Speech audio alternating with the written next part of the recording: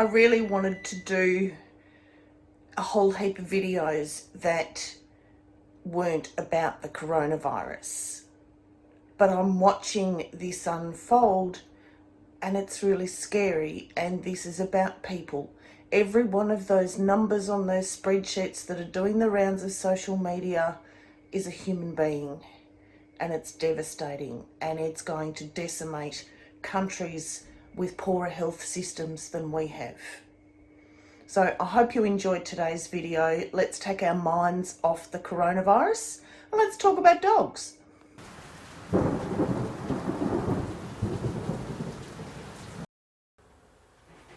We're having a thunderstorm today and Albie is petrified. He's panting, he doesn't want to move, he's licking his lips and his pupils are dilated. He's suffering thunderstorm phobia. Hi, I'm Wendy and today we're going to learn about thunderstorm phobia and how you can help man's best friend.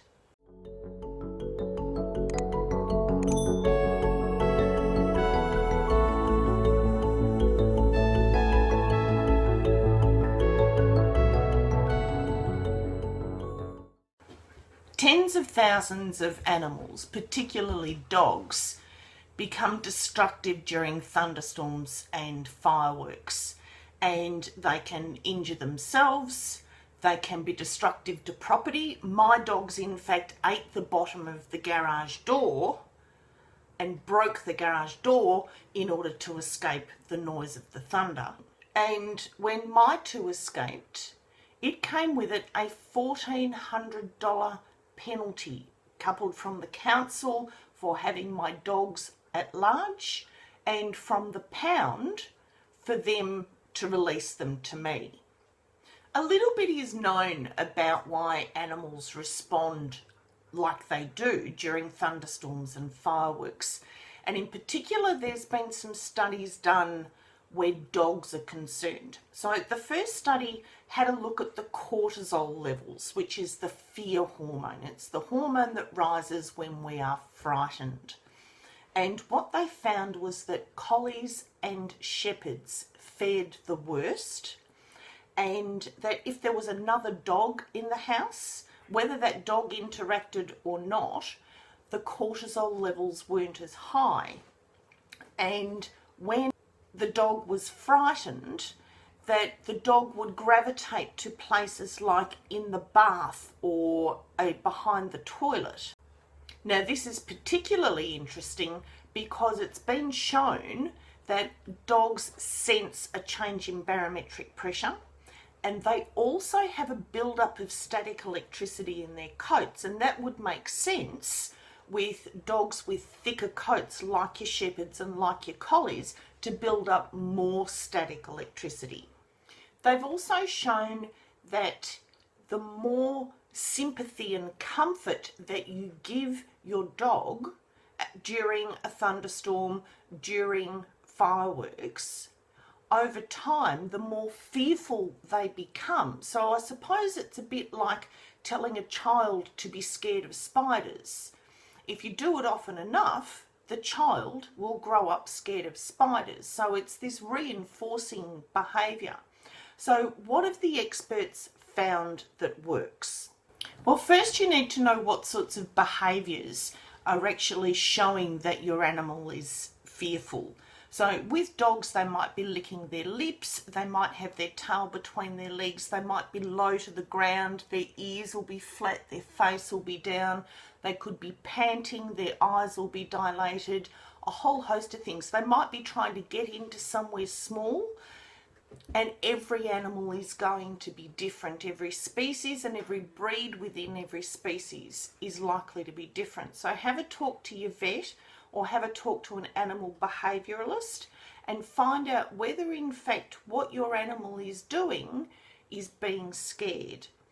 Now, what can you do if you actually know that your dog is scared? So have a talk to your vet. There are lots and lots of things that you can do, or an animal behaviouralist. And in fact, I would almost suggest an animal behaviouralist before your vet. So what the animal behaviouralist can do is set you up with a desensitising program.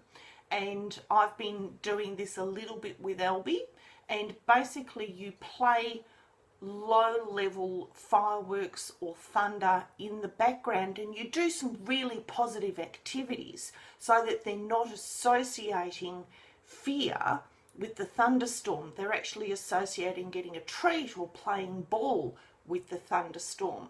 And over time, and this is a reinforcing thing, and the older your dog is, the harder it's going to be, that you actually need to just do it little bit by little bit. But if you're finding the dog is frightened of the noise even at low levels, you need to back it off and then perhaps reintroduce it at a later stage.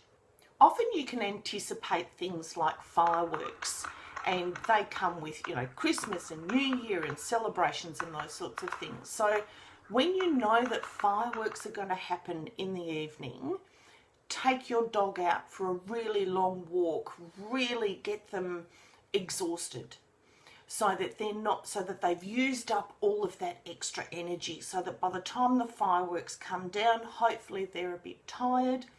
The other thing you can do is play the television or play some music and do something that is distracting to the dog, both from an audio point of view and from an activity point of view. If you're just sitting next to the couch listening to the thunder and patting your dog and telling it it's okay, it's just going to sit there in that fearful state, and it's not actually going to learn to do something else while the thunder is there. And if your dog goes to a particular place, like perhaps they go into the bathroom, or they hide under the bed, or they go behind the television or the couch, actually set up a safe space for them so that when they do go there, that they actually have items of comfort that are there with them. Now, some of the things that they are coming up with to help our pets is amazing. There is a new sensory jacket that you can get for your dogs. It's anti-static and it's weighted, so it actually provides a nice secure environment. And in one of these studies, nearly 95% of people said that it improved the fearful behaviours of their animals when they were wearing them during a thunderstorm. Now, it wasn't immediate. They did have to get used to the jacket, and it was by the 5th time that they actually did the analysis on whether it had improved the animal's fearfulness or not. And you really can't go past that. So if we don't have any luck with the desensitizing with Albie, I certainly will be looking at getting one of these jackets for him. And last but not least, there are medications to help your pets. There are pheromone atomizers, and there are other medications that you can give your animals to reduce their anxiety and their sense of fear during thunderstorms. Please don't try it as a first option. It might be the easiest option, but it's not necessarily the best option. So have a talk to an animal behaviouralist first, and if none of that works, and you have to stick to it, you really have to plan these things ahead. But if those things don't work, have a talk to your vet. Try a pheromone atomizer, and if that doesn't work, then try some other calming medications. And if that's the way you have to go, please don't feel guilty that you are medicating your animal. What you're actually doing is stopping your animal from being frightened, and that's got to be a bonus for both you and the animal. So I hope you've enjoyed the video and learnt a little bit about dogs and thunderstorms and fireworks.